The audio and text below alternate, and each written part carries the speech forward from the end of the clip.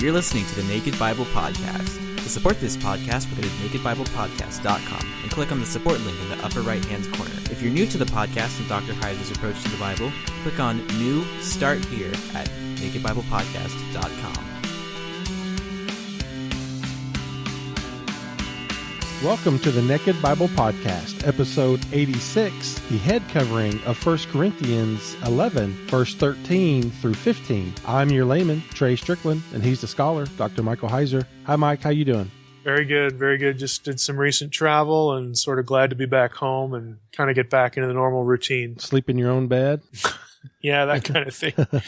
Well, have my pug on my lap again, and let him help me. Well, that's good. How was the Florida, real quick? How was that, teaching the class? And it was fun. It was a nice, small class, had sort of a seminar feel to it. So the first part of the trip was Sarasota. So we had, a number of hardy souls come out for that and listen to Unseen Realm content. That went well. And then drove over to Fort Lauderdale for three, basically, all day, like 8-hour days. It weren't quite 8 hours, but to teach, not necessarily through the book, because I assume people had read the book, but they got to hear things that would go into book 2, or, which includes material that I haven't even brought up in Unseen Realm, but also sort of things that we could drill down on in more detail. So, and how was the response with the students? Oh, very good, very good. They really enjoyed it. Any pushback? No. There were good questions, but there was nobody that sort of ran to the dean's office and asked why I was there. That kind of thing. You didn't get picketed. You didn't get protested. No, and there's no pickets, no protests. No one built a place to burn me at the stake outside or anything like that. So, right. Well, I've got something else funny, Mike, is that when you were away, I was doing some research on the podcast to see how we were doing. And as of last week, congratulations, Mike. We are number 10 in Romania in iTunes. And the Christian chart, we are number 10. And it doesn't end there. Awesome. In Finland, in the Christian podcast segment of iTunes, we are number 14. True that, How about that? How about that? So if I would officially like to thank a Romanian in Finland, right, or what are they, Finnish? What's the proper? I think Finnish is the way you would refer to that. Yep. Yeah. People, for listening. If I knew the Finnish thank you word, can you just say? I guess we could say shalom, or what's thank you? What's a good? I don't know. I'm not familiar with Finnish, so yeah. But give them a Hebrew thank you, Mike. Shalom's pretty versatile. What's the most ancient? Ancient thank you, boy. Yes, the most ancient thank you that you can think of. Oh boy, I don't know if there is. I don't know if there is anything other than shalom is just peace, and that shows up everywhere. So right. In other words, you part as friends. So right. Whatever transaction or arrangement you were discussing ended on good terms. So okay, well, shalom, Romania and Finland. How's that? I mean, that works pretty much everywhere. Okay. So wow, well that's big news there, Trey. Yeah, that'll get this podcast started, right? Yeah. Thanks for that in-depth research. Yes, sir. Well, I'm excited about this topic. This is our first of 6 topic episodes, and I'm really interested in this one about the head covering and the long hair on the male and the females. And everybody had that, where I've sort of dropped hints as to what's going on here. Every time I do that, people want to hear the full story. So we're finally doing an episode on it, and trust me, if there's an episode of the Naked Bible Podcast, you will not forget. It's going to be this one. Well, that's good, because I let my hair grow out. I have long hair now, so I need to know by the end of this podcast if I need to get a haircut or not. So that's the goal. Well, I'll sort of let you judge. Okay. I need to know if I need a haircut or not by the end of the show. Yeah, well, I'll try to remember to ask you what you think by the end. Okay, sounds good. So we're going to start in ESV here. Again, I'm going to read basically the whole chapter 11. Well, not the whole chapter, the first 16 verses, the whole segment is probably a better way to say it, as it pertains to the head covering issue. So here we are in 1 Corinthians 11. Paul says, "Be imitators of me as I am of Christ. Now I commend you because you remember me in everything and maintain the traditions even as I delivered them to you. But I want you to understand that the head of every man is Christ, the head of a wife is her husband, the head of Christ is God. Every man who prays or prophesies with his head covered dishonors his head, but every wife who prays or prophesies with her head uncovered dishonors her head, since it is the same as if her head were shaven. For if a wife will not cover her head, then she should cut her hair short. But since it is disgraceful for a wife to cut off her hair or shave her head, let her cover her head. For a man ought not to cover his head, since he is the image and glory of God, but woman is the glory of man. For man was not made from woman, but woman from man. Neither was man created for woman, but woman for man. That is why a wife ought to have a symbol of authority on her head, because of the angels. Nevertheless, in the Lord, woman is not independent of man, nor man of woman. For as woman was made from man, so man is now born of woman, and all things are from God. Judge for yourselves. And here's the main part of our episode here, verse 13 through 15. Judge for yourselves, is it proper for a wife to pray to God with her head uncovered? Does not nature itself teach you that if a man wears long hair, it is a disgrace for him? But if a woman has long hair, it is her glory. For her hair is given to her for a covering. Again, that's a key statement. If anyone is inclined to be contentious, we have no such practice, nor do the churches of God. So there are a couple of key things here just to sort of plant in our minds. Paul is making an argument from nature, okay, again, as he understands nature. And again, this is an issue of either disgrace or not. And again, to repeat Paul's question in verse 13, judge for yourselves, is it proper for a wife to pray to God with her head uncovered?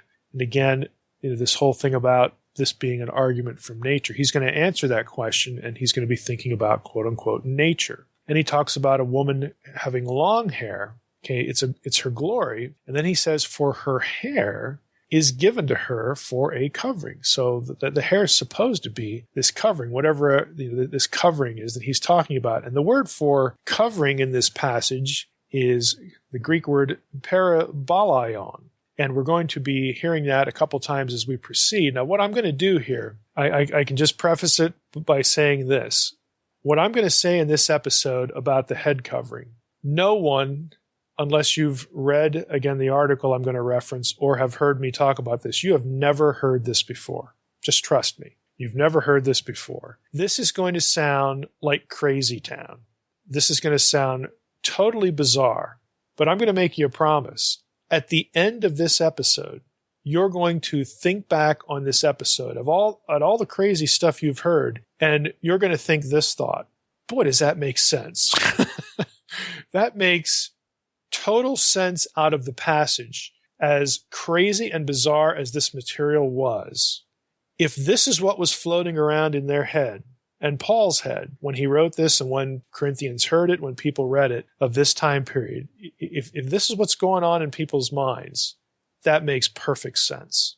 And not only that, but the line about all of this being tied to some problem with the angels, because of the angels, Paul is writing this as well. It's going to make perfect sense. So hold on to your hats, as it were. I'm just prefacing it, telling you you're not going to forget this one, and it's going to sound completely bizarre, but it's going to have a high degree of explanatory power for this passage. Now, what we're going to talk about really extends from a series of articles. Actually, it was an exchange of articles between two scholars starting in 2004 and ending in 2013. That ought to give you another indication of how long it takes, journals to process material. So it's over the course of 9 years, believe it or not. But I'm going to focus on the original article that started the whole thing off. And the article's title is this, and this will tell you right away, again, you're in for a good ride here. Troy W. Martin, the article is entitled Paul's Argument from Nature for the Veil, again, the covering, in 1 Corinthians 11:13-15, subtitle, A Testicle Instead of a Head Covering. Again, this is not from Billy Bob's website. If your name is Billy Bob, I apologize for that reference, but you get the point. This is not from Christian Middle Earth, the wild world of the internet. This is from the Journal of Biblical Literature, which is one of the premier journals in biblical studies, in a 2004 episode. Now, this article got a response some 7 years later from Mark Goodacre. Goodacre wasn't buying the argument. His article was entitled, Does Parabolion Mean Testicle, in 1 Corinthians 11:15? And then Martin responded to Goodacre's protestations, with a third article, Parabolaion as Testicle in 1 Corinthians 11:15, a response to Mark Goodacre. And I'll be transparent here. I think Martin, especially in the last article when he addresses Goodacre's concerns and criticisms, I think Martin eats Goodacre's lunch. I think he builds a powerful argument from primary sources for his view, and we're going to focus for our talk here on the first article. And that first article will be, we're going to make that available on the podcast website so you can get the argument, you can get the primary sources. But to set it all up, here's what Martin explains his approach in his first footnote in the article. Here's what he writes. He says, "This article interprets Paul's argument from nature in 1 Corinthians 11:13-15 against the background of ancient physiology. The Greek and Roman medical texts provide useful information for interpreting not only Paul's letters, but also other New Testament texts," unquote. And so what he's going to do is he's going to dive into Greek and Roman medical texts, mostly Greek material, people like Hippocrates. Again, we're familiar with Hippocrates, the Hippocratic Oath. Well, the Greeks and the Romans wrote mounds of medical literature that give us a pretty detailed picture of what they thought about human physiology in the first century and earlier. And that is what Martin's article is going to focus on. And I think you're going to find it fascinating. The content of the episode, as I've telegraphed before on the website, is going to be very sexual in nature. But hey, that's anatomy, that's physiology. And this is where Martin is going to argue that, look, this is where this language comes from. This stuff about head covering, parabolaion, and long hair versus short hair, all this kind of stuff. Women's hair length, men's hair length, all of this, believe it or not, is tied to ancient Greco-Roman medical, quote, scientific thinking of the day. And again, we're not going to think this way at all. Again, because we know more in terms of science. And what you're going to hear is not scientific at all in terms of what we now know. But back in the day, back when Paul was writing, back in the first century, this was the cutting edge science. And Martin's argument is that Paul knows this. He's familiar with this material. He's familiar with this worldview. And so when Paul writes 1 Corinthians 11, this is what he's thinking with his terminology and his recommendations, so on and so forth. And it has a lot to do, again, with human sexuality. So the key verse, "But if woman has long hair, it is her glory." Again, there's that's part of a question. "For her hair is given to her given to her instead of, or for a covering, parabolaiu." So what I want to do is jump into Martin's article, and I'm going to read you excerpts. And I'm going to start here, again, the first couple pages of the article, and then I'm going to read you some long excerpts that he has from Greco-Roman medical literature. And you're going to see pretty quickly how that relates to what Paul writes in 1 Corinthians 11. So Martin says, "While many features of this argument in 1 Corinthians 11, 2-16 require explanation, the argument from nature in verses 13-15 is particularly problematic. The rationale for the natural shame of a man with long hair is obscure. Especially problematic is the statement that a woman's long hair is given to her instead of a covering in verse 15. As traditionally understood, this statement, about a woman's hair is her long hair is given to her as a head covering, as a parabolaion. Martin says, as traditionally understood, this statement nullifies the previous argument that a woman should wear a covering, since her long hair apparently serves that purpose. A satisfactory explanation of this argument from nature should resolve the apparent contradiction and enable this argument to support Paul's contention that women should wear the veil, have a veil in public worship," unquote. Now, I'm going to go into, this is going to be page 77 of the article. What I just read to you is in the leading up to this. So I want to give you, once you look up the article, you can sort of land where I'm landing here, because I'm going to read through a series of sections of the article within which Martin is going to quote, again, from classical Greco-Roman texts. But just follow along as I read. And again, it's going to sound bizarre, but it's going to make a lot of sense when we're at the end here. And the lights will probably go on for you even before we get to the ending summary. So Martin writes, beginning here at the top of page 77, since parabolaion is contrasted with hair, which is part of the body, the physiological semantic domain of parabolaion in 1 Corinthians 11:15 becomes particularly relevant. Euripides, again a Greek writer, uses parabolaion in reference to a body part. He casts Hercules as complaining. Here's what Hercules says, quote, after I received my bags of flesh, which are the outward signs of puberty, I received labors about which I shall undertake to say what is necessary. End of Hercules' quote, his complaint. Martin continues, a dynamic translation of the first clause would be, quote, after I received my testicles, and the word there, testicles, is parabolaia, the plural form of parabolaion. After I received my testicles, which are the outward signs of puberty, and so on and so forth. So that's what Hercules is talking about, his testicles, the outward signs of puberty. So Martin says, in this text from Euripides, the term parabolaion refers to a testicle. And he has a footnote, and in his third article, he gives you a lot more texts, primary texts for how this word's used. He continues, Achilles Tatius plays on this meaning of parabolaion in his erotic description of a garden, in which Clitophon seeks an amorous encounter with Leucippe.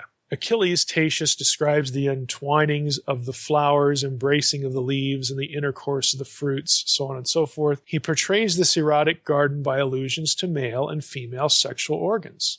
The term paraplachai alludes to the female hair, the term parabolai to the testicles in males. Okay? Just another casual aside that Martin gives us. Now, he writes here, continuing, this is toward the bottom of page 77, he says, ancient medical conceptions confirm this association. Again, parabolaion is the lemma as far as a meaning of testicle. And again, this is the word used in 1 Corinthians 11:15 for the covering. So he writes, ancient medical conceptions confirm this association. Hippocratic authors hold, now catch this, they argue that hair is hollow and grows primarily from either male or female reproductive fluid or semen flowing into it and congealing. That's a quote from Hippocrates. Since hollow body parts create a vacuum and attract fluid, hair attracts semen. Appropriately, the term chome refers not only to hair in Greek, but also to the arms or suckers of the cuttlefish. So his point is that hair, these little extensions that we, again, know as hair, were again, viewed as things that were sort of active and living, and they attracted fluid. Martin continues, hair grows most prolifically from the head because the brain is the place where the semen is produced or at least stored. Another quote from Hippocrates. Martin continues, hair grows only on the head of prepubescent humans because semen is stored in the brain and the channels of the body have not yet become large enough for reproductive fluid to travel throughout the body. Again, that's another quote from Hippocrates.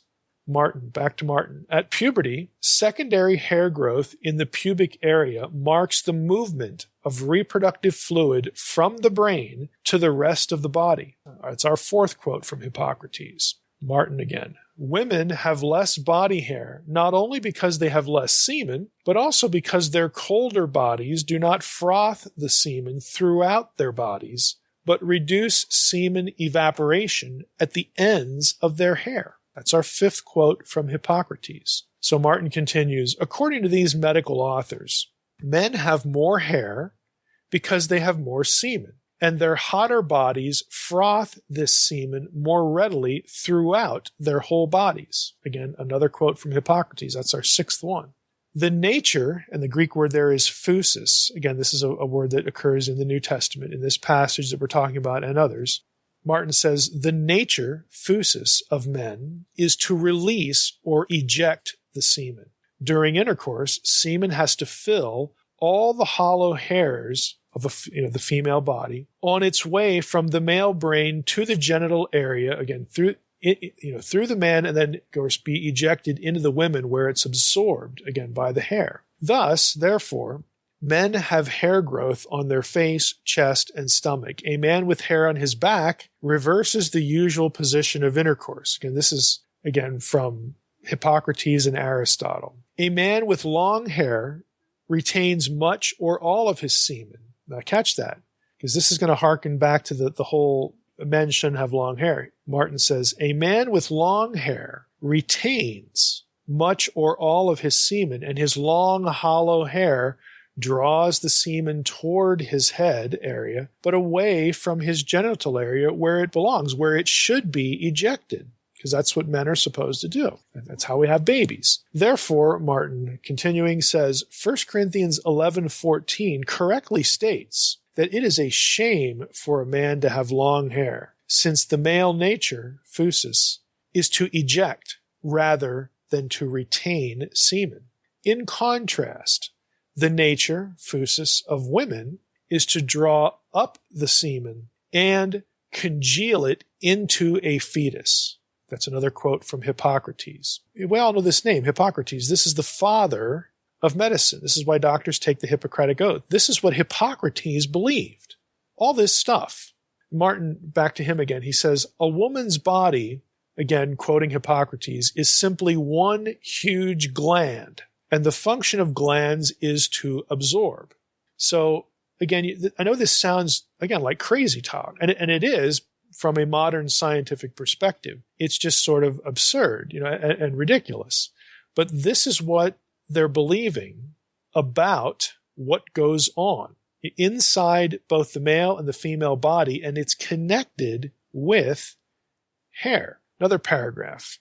Now, Hippocrates again also writes that glands and hair fulfill similar bodily functions. Just as glands absorb the excess bodily fluid that flows to them, so also hair collects the excess frothed fluid that rises to the surface. What glands do within the body, catch this, what glands do within the body, hair does on the surface of the body. As one large gland designed to absorb male reproductive fluid, a woman's body is assisted by long, hollow hair that increases the suction power of her hollow uterus. Now that's a quote from Aristotle. Remember Aristotle? Again, he wasn't a moron. Okay, this is Aristotle. Again, to us it sounds totally absurd, and scientifically it is, but this is what they're thinking back in the first century and, of course, earlier. A little bit earlier. So, back to Martin, consequently, another author, Pseudo-Phocylides, appropriately states, long hair is not fit for males, but for voluptuous women. End quote. Again, he says it, again, because of this belief about the function of hair when it comes to reproduction. Now, Martin, and this is going to be toward the bottom of page 79, Martin writes, this conception of hair is part of the female genitalia. Explains the favorite Hippocratic test for sterility in women. So Hippocrates had a way to test if women were sterile, if they couldn't have babies. Again, the suspicion is that there's something wrong, with the woman. So Hippocrates had a test for telling if the reason a woman patient came to him, the reason that she couldn't have kids is if she was sterile or not. So here's his test. A doctor places a scented suppository in a woman's uterus and then examines her mouth the next day to see if he can smell the scent of the suppository. If he smells the scent, he diagnoses her as fertile. If he does not smell the scent, he concludes she is sterile because the channels connecting her uterus to her head are blocked. The suction power of her hair cannot draw up the semen through the appropriate channels inside her body. The male seed is therefore discharged rather than retained, and the woman cannot conceive. Now again, this is absurd when it comes to real science, but this is what they're thinking. This is, again, the medical knowledge of the day. Now I'm going to skip over to page 81, and we read this. Again, Martin writing, this conception of hair probably explains the frequent depilation of women's pubic hair, plucking it out or removing women's pubic hair. This is something they did in antiquity. He writes, although sometimes this was inflicted on male adulterers, depilation of the pubes is common among Greco-Roman women and enhances their attractiveness to males. Plucking, singeing, and applying caustic resins are the means of removing the hair, but singeing is the most effective in enhancing fertility. In Aristophanes, the one character, Praxagora, praises the lamp for singeing the flowering hair. There are vases that depict women engaged in singeing their pubic hair to, again, become more appealing. And this was a common practice. But again, this notion, again, it's primitive science. It's really non-science in many cases by our day. Again, it conceptually, pardon the pun, connects the hair with, again, sexuality and reproductive capacity. Fecundity would be the good word for that. So Martin writes here, in contrast to plucking the hair, singeing seals the opening in the hair and more effectively removes the suction power of the pubes. Thus, depilation of the pubes, and especially depilation by singeing, enhances female fertility by removing the pubic counterforce to the upward draw of the hair on the head. And postmenopausal women cease or should cease depilating the pubes. Again, this is, from another Greek text. Now, finally, Martin writes, this conception of hair explains why prepubescent girls were not required to wear the veil. They were not required to wear the head covering, whereas adult women were. Before puberty, a girl's hair is not a functioning genital and does not differ from a boy's hair. After puberty, however, this situation changes. Again, according to the medical science of the day, Tertullian, very famous church father, draws an analogy between prepubescent children and Adam and Eve, who were naked before they became aware of genital differentiation. Afterwards, though, Tertullian notes, quote, they each marked the intelligence of their own sex by a covering. He's referring to Adam and Eve here, unquote. Noting the growth of the pubes to cover the female pudendum, Tertullian exhorts, quote, let her whose lower parts are not bare have her upper likewise covered, unquote. Martin says, Tertullian's analogy and exhortation presume that hair becomes a functioning part of a young woman's genitalia at puberty, similar to the way testicles begin functioning at puberty as part of the male genitalia in facilitating the dissemination of semen. Prepubescent girls, therefore, need not cover their hair, but pubescent young women should, and Tertullian recommends that the extent of the veil be, quote, coextensive with the space covered by the hair, the woman's hair on her head, when unbound. Now, the masculine functional counterpart to long feminine hair, therefore, is the testicle. Aristotle calls the male testicles weights that keep the seminal channels taut. Again, that's a reference there to his medical knowledge. Their function, Martin continues, is to facilitate the drawing of semen downward so it can be ejected. Without them, the seminal channels draw up inside the body, and the male becomes unable to dispense semen into the female. The female is not given such weights. In other words, female doesn't have testicles, but instead develops a hollow uterus and appropriate vessels to draw the semen upward. Therefore, thus, testicles do not develop at puberty for females as they do for males. Instead, long feminine hair assists the uterus in drawing semen upward and inward. Now, I have one more.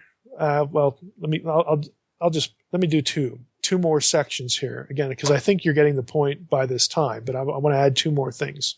Martin writes, this ancient physiological conception of hair indicates that Paul's argument from nature in 1 Corinthians 11:13-15 contrasts long hair in women with testicles in men. Paul states that appropriate to her nature, a woman is not given an external testicle, not given a parabolaion. 1 Corinthians 11:15, but rather she has her hair. This is why Paul says that the hair, a woman's hair is the parabolaion, is the covering. So Martin says, Paul states that long, hollow hair on a woman's head is her glory because it enhances her female physis, her female nature, which is to draw in and retain semen. Since female hair is part of the female genitalia, catch this, since female hair was thought to be part of the female genitalia, Paul asked the Corinthians to judge for themselves whether it is proper for a woman to display her genitalia, her hair, when praying to God. And of course the answer would be, of course not. This would be lewd. This is why Paul says, of course you should have your hair, which is the quote genitalia, part of the genitalia of women. Of course you would cover that. You would cover your hair in church or when praying to God. I mean, how lewd could you possibly be thinking? So again, it's very natural for Paul to tell the Corinthians, hey, look, if you can't figure this out, if you can't judge for yourselves whether this is proper or not for a woman to leave her hair, her head uncovered, in other words, to display her genitalia when praying, well, then you got a problem. Okay, this should be obvious. Martin writes, informed by the Jewish tradition, which strictly forbids display of genitalia when engaged in God's service. Remember back in our series of Leviticus, we hit an episode where it talked about the priest had to wear undergarments when they ascended the altar, again, because you could see underneath their robe. And you didn't display genitalia when you were doing godly things, priestly things is a better way to say it. And again, for the New Testament, every priest is a believer, or every believer is a priest. So, again, in Paul's thinking, we're all engaged in God's service. And when we're praying to God, of course, we would seek to be modest. Of course. So back to Martin. He says, informed by the Jewish tradition, which strictly forbids display of genitalia when engaged in God's service, Paul's argument from nature cogently supports a woman's head covering when praying or prophesying. Again, he talks about Isaiah 6, where, two of the feet are covered, with the seraphim. And again, in a lot of cases, feet, the word feet, are euphemistically referring to genitals in the Hebrew Bible. We've talked about this before. So again, he just draws up some parallel passages here. The one about approaching the altar and the priest having to wear undergarments is Exodus 20, verse 26. But again, you get the idea. So what Paul, again is commanding here just is sort of obvious, again, to them. One last paragraph. Informed by this tradition, Paul appropriately instructs women in the service of God to cover their hair since it is part of the female genitalia. According to Paul's argument, women may pray or prophesy in public worship along with men, but only when both are decently attired. Even though no contemporary person would agree with the physiological conceptions informing Paul's argument from nature for the veiling of women, everyone would agree with his conclusion prohibiting the display of genitalia in public worship. Since the physiological conceptions of the body have changed, however, no physiological reason remains for continuing the practice of covering women's heads in public worship, and many Christian communities have reasonably abandoned this practice. So he brings it up to today. Now, again, I'm hoping that was easy enough to follow, but you see how they're thinking. Again, since a woman's hair was part of her genitalia, this is the rationale for what Paul says in this chapter about, hey, women weren't given a women weren't given a covering, like a man.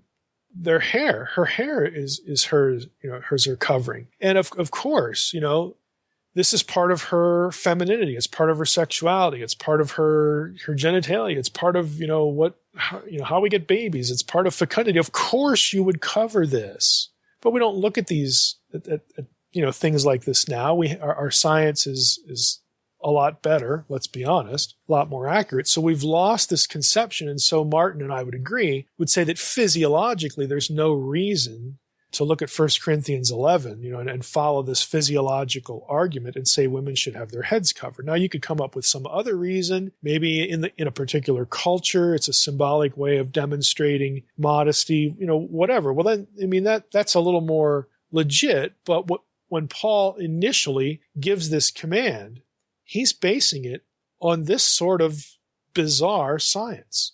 And it's also why he says that it's a shame for a man to have the long hair, because the long hair in a man's case prevents the semen from flowing downward to be ejected, because that's what men are supposed to do. That's how we have children, okay? So that's counter to nature.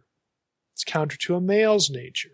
Again, it's very clear. I know it just sounds crazy, because scientifically it is crazy. But again, if this is what is floating around in their head, if this is their conception of how all this works, and what hair, long hair, male or woman, what it means, what Paul says here makes perfect sense. It's very consistent with, again, the Greco-Roman science of his day. So there's no mystery here if you have the first century person living in your head, which is always my contention with so much of what I do with Unseen Realm and whatnot. This is the kind of topic that I'll cover in a follow-up book, because it's just a great example of how you really can't possibly understand the passage unless you have the first century person living in your head. Now, let's go to the because of the angels line.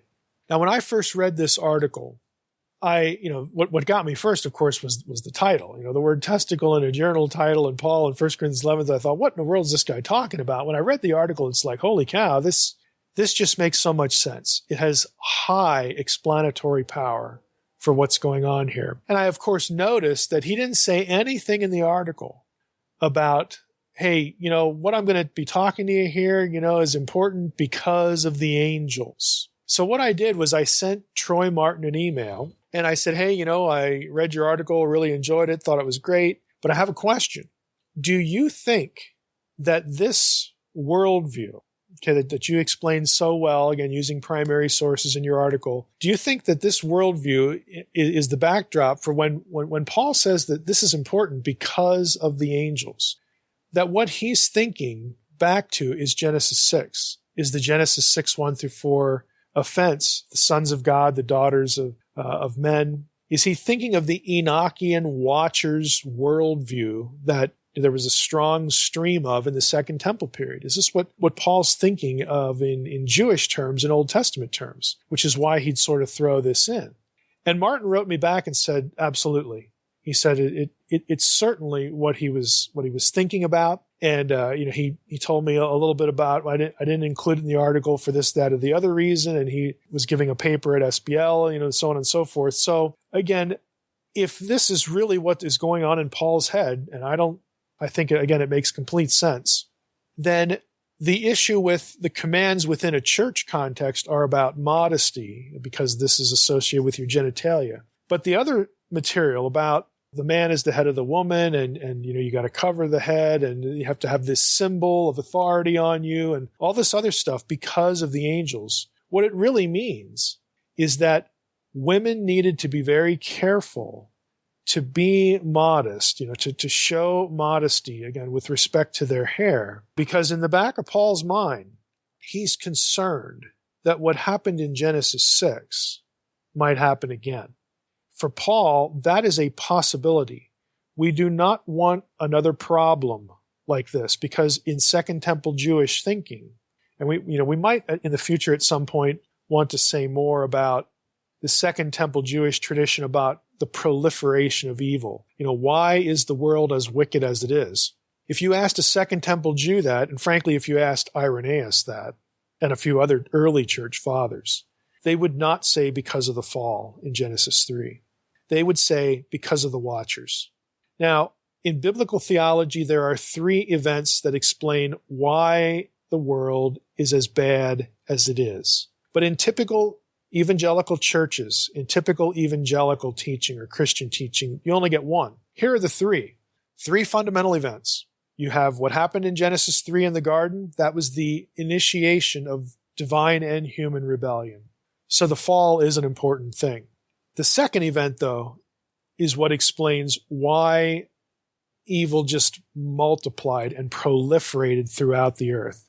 And that is the sin of Genesis 6:1-4, the sin of the angels. The angels that sinned is how Peter refers to it, and other texts refer to it. Again, the sons of God, the watchers.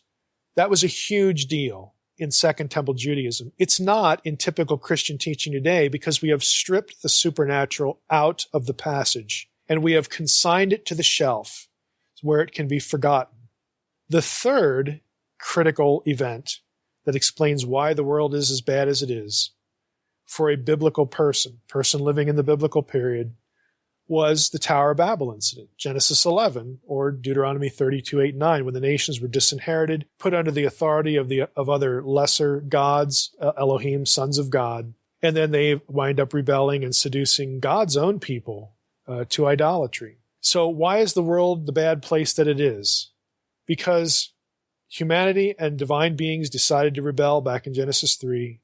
Genesis 6 just multiplied the evil because you had multiple sons of God, multiple divine beings transgressing heaven and earth and corrupting people. And then third, because the earth, the nations of the earth, except for God's people, God's place, God's piece of turf, the cosmic geography concept, because all of that is under dominion of hostile, wicked gods, powers of darkness.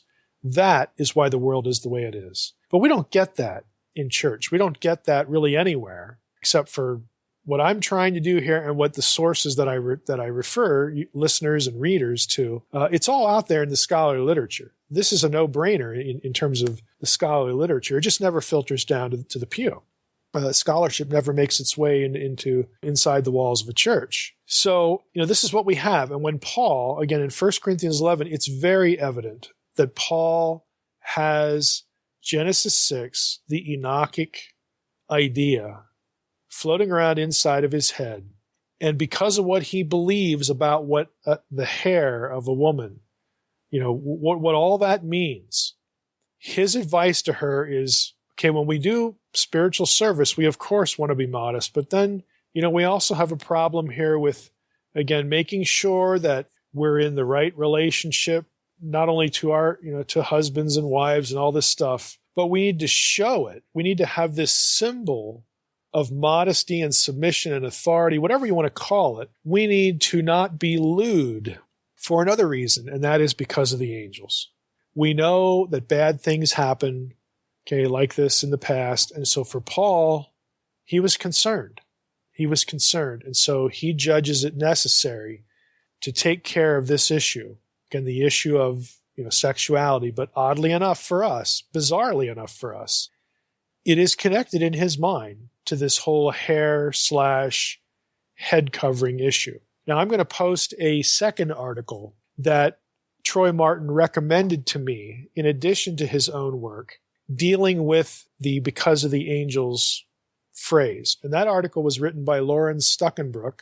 Many of you will recognize that name because he is probably the leading scholar on Enochian stuff today. And I've referenced his work a number of times, but he actually has an article that's difficult to find on this particular issue. And again, Martin said, basically he didn't tell me, if he disagreed, with everything in it or not. And of course, there might be something, that would be disconnect, with what I'm saying and something I might say in unseen realm. But that's not the point. The point is that they see a clear connection between the Enochian problem in Genesis 6 and the head covering passage here in 1 Corinthians 11.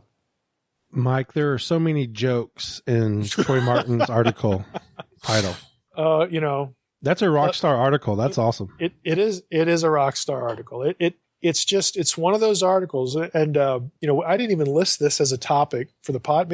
We should do this as a topic for the podcast. But a couple of years ago at SBL, when I heard, I went to hear, I'm trying to remember his first name. The last name's Stewart, Tyler Stewart. When I went to hear his article, and let me just get the specific title of the article up. And people who are listening to this, again, they're going to think, well, boy, that's, maybe we shouldn't even, read that article over the podcast. This is a Christian podcast here. We need to rename the unseen realm to like angels' testicles, something. I don't know. We need to change that. Yeah, let's not go there. But Tyler Stewart's paper catches the title here, and I know I've put this on the blog before, but the title of his paper was "Fallen Angels, Bastard Spirits, and the Birth of God's Son." Subtitle is "An Enochic Etiology of Evil." Etiology just means origin. An Enochic etiology of evil in Galatians 3:19 through 4:11.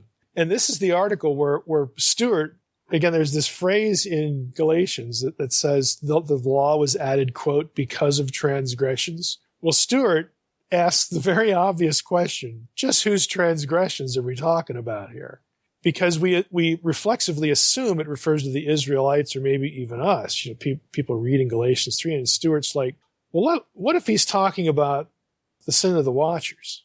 How does that re-inform not only our reading of Galatians 3 and 4, but also how does it answer some very well-known problems that scholars have had in these two chapters? When I went to hear that article at SBL, it was another one of these rock star articles, in this case a paper that I don't know what you're going to say. That's what I'm thinking at the beginning, but the title's so intriguing, I just have to come. And then when I heard it, it's like, man, that is just awesome.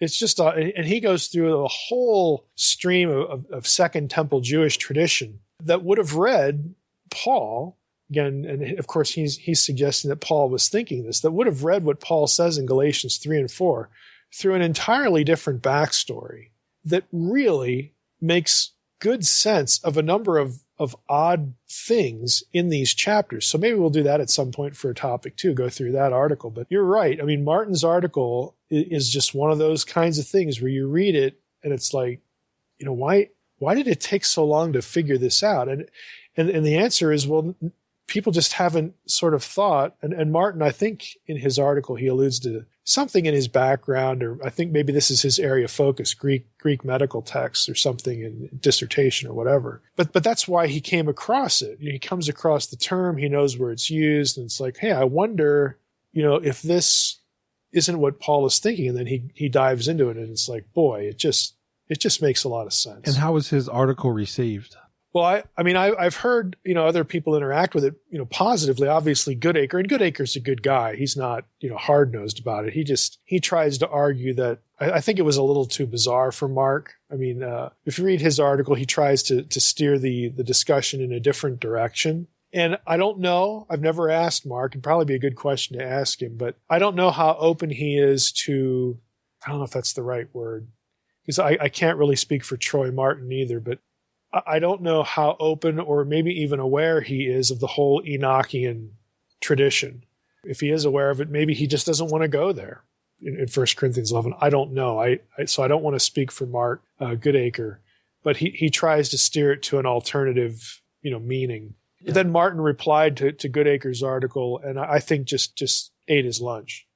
I mean, there's just so much data that could be brought to bear defending this reading. And that's essentially what he does in the third article. It's just primary source after primary source after primary source. So he's really operating from a wellspring of data, because this was one of his focuses in his doctoral training. Has Troy Martin released or published any other articles in the similar vein? Not that I know of. I mean, he gave me a copy of another SBL paper that he did related to the broader chapter, 1 Corinthians 11. It was a lot. It includes a lot of this stuff, but when you write for journals, you typically have a word count you have to observe. So that's the only other thing I've seen. But I think again, this one's sort of the one that kind of started the whole thing off, and so that's why I wanted, for the sake of this episode, to focus on this one, because I think he really summarizes it concisely, again, pretty well. But if you want more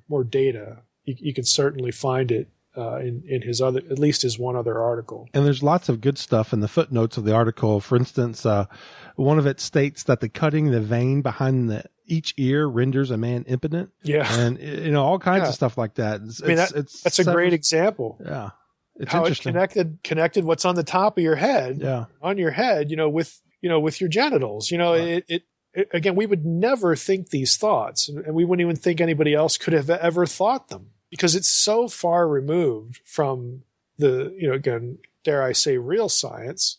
But for where they were at in the first century, and again, a little earlier, I mean, this is cutting edge science for their day. And Paul, again, is very literate. We know Paul was a scholar. He's trained in all sorts of texts and all that. I mean, and plus, this is the kind of thing, because it's so close to home. Why can't I have babies? How does this work? Why can't my wife get pregnant? I mean, people are going to hear about this from the medical doctors of their day, because they are reading Hippocrates and Aristotle and some of these other, authors. So this is the kind of knowledge that would have been widely circulated, whether a person was literate and well-read or, or any of that. They will have heard this and understand what Paul was writing here in 1 Corinthians 11. Can you imagine Paul and them seeing people in the punk rock era with the multicolors and the mohawks and Yeah. What would they have thought of that? Yeah. Yeah. There's like you said, there's a lot of fodder here for, modern comedy and irony, but probably let somebody else on some other podcast do that. Yeah. Well, all right. Well, I think, Mike, the verdict is I'm not gonna get my hair cut because I don't want any more kids. So yeah, okay. I think that's the verdict. So we'll let you handle that. Okay. All right, Mike. We're going to switch gears, and next week we've got a great show. It's going to be a good Valentine's show, since next week is Valentine's weekend. Our next topic is perfect for it, right? Yeah, you're right. Sort of, I guess. My. You just had to connect it with that, right? Right. We'll go ahead and tell them what it is. Well, next time, the next topic, again, we had these, this list of topics I gave a little while back. Next week, we're going to discuss how exorcism is part of the messianic profile. So, Trey, I don't know what Valentine's exorcism. I mean, perfect. Perfect. Yeah, hand in hand, right? What could be better? Right. Exactly. Absolutely. Well, I'm looking forward to that one. I'm excited about all these episodes with these single topics, and this one was a good one. This was a really fun one. Yeah, it was. And for those who are listening to this and didn't hear the earlier one, the exorcism as the messianic profile. Again, just what that means is that why is it that when Jesus shows up, everybody, people recognizing him as Messiah, and he goes out and he casts out demons, and people look at this and it's like, well, yeah, of course he's the Messiah. Look at what he's doing, and of course, being connected with the inauguration of the kingdom of God, it makes the power over demons and exorcism very normative. But if you look back in the Old Testament, you'll never find exorcism as part of the messianic profile, because their demon possession is totally unmentioned in the Old Testament. But there are little things that we'll talk about next time in the text that people in the Second Temple, the intertestamental period, seized on. And the way they were understood, the way certain phrases and words were understood in the Old Testament, it led people to expect that the Messiah would indeed have this kind of capability. All right. Well, good deal, Mike. Is there anything you want to mention about McLeod or any updates? Yeah, I mean, I should say a few things briefly. We've had some updates on the blog, but again, for those who haven't seen that, I now have. And the way I put it on the blog was you're probably surprised that I even have a YouTube channel. I do have a YouTube channel, but I have almost 600 videos up on the thing, and they're all private because that's how I administer videos through Memra for the ancient language classes. But I went ahead and created 3 other channels, one for each blog: Naked Bible material, Paleo Bible material, UFO religions material. And so those are now populated with some videos, and eventually the Missouri videos will become part of that. So we're beginning to, post some things up there. We're still working on website design, searching, branding changes that are going to include Miklot, the nonprofit. If you're not familiar with that term, again, since we don't have the page up yet, go back and look at my December 22nd post, and you'll find out what Miklot is, what the concept is. But we have a fully approved nonprofit now. By the way, I should mention also in connection with video, you may have seen videos that I made on Facebook, and also again on my main YouTube account. I had a little series that I made, Top 10 List of Myths About Bible Study. That was to market my 60-second scholar books. If you haven't seen those, you can search for them on YouTube. They're all 2 or 3 minutes, that sort of thing, and a few other things marketing Unseen Realm. But I posted those because I want people to know that, hey, this YouTube studio that I now have in my garage, I'm actually using it. So we're going to be doing longer things, more content oriented things in the future, but it's up and running. I have also, again, to make some decisions about writing projects. One of the things that I'm considering, and again, I'm hoping, folks will chime in here, is what I think of and what others might think of as small group curriculum stuff, and that is repurposing material on the blog that's already on the blog and turning that into 50 or 60 page books that I would really use. I would only sell in Kindle format because they're so short. But I want small group or independent Bible study curriculum stuff, again, for people in church. I want to make it more content driven and frankly to have an edge. And so here's where you can chime in. As far as a series title, this is my working title, and it could change, but my series title for Mike's small group Bible curriculum would be Sunday School Shouldn't Be Forever. And the subtitle would be Serious Bible Study for Individuals in Small Groups. And I'll just give you a few examples of what I'm talking about as far as repurposing the blog content here. I'll just give you 1 or 2. 1 volume, again, this is be 50 or 60 pages you could use for a small group, would be The Truth About Interpreting Bible Prophecy. Everybody cheats. Okay. So just a series of that would be drawn from, again, why an obsession with prophecy is a waste of time. Just why people land where they do and the ambiguity sort of built into prophecy. Another one would be baptism. Everyone disagrees because denominations like it that way. So again, you can tell by the titles, it has a little bit of an edge to it, but you get into, again, my thoughts on what baptism means and how it should work. That I think, again, just some things, if you've read the blog, if you've read the series on baptism, you know that I argue that there are some obvious things that are missed, and I don't really know why, but they really matter when it comes to talking about baptism. But again, you just get the idea that I want to start producing things that people can use in digital format like Kindle, and that they can take it conveniently to a Bible study or use something other than, again, honestly, the fluff that passes for small group Bible study. The podcast being used in small groups or is being used. People have told me that. So I thought, why not repurpose some of the blog content in a more coherent, again, this would be substantial rewriting in some cases to make it coherent and readable, and then deliver it in a very easy digital format. So that people can, more people can get into it. So those are the things that, I'm working on. Just stay tuned to the blog, follow me on Twitter to get other updates about things that are starting to take shape, take form. All good stuff. Is there anything else? Nope, I think that's it. Okay, Mike. Well, we enjoyed it, and just want to thank everybody for listening to the Naked Bible Podcast. God bless.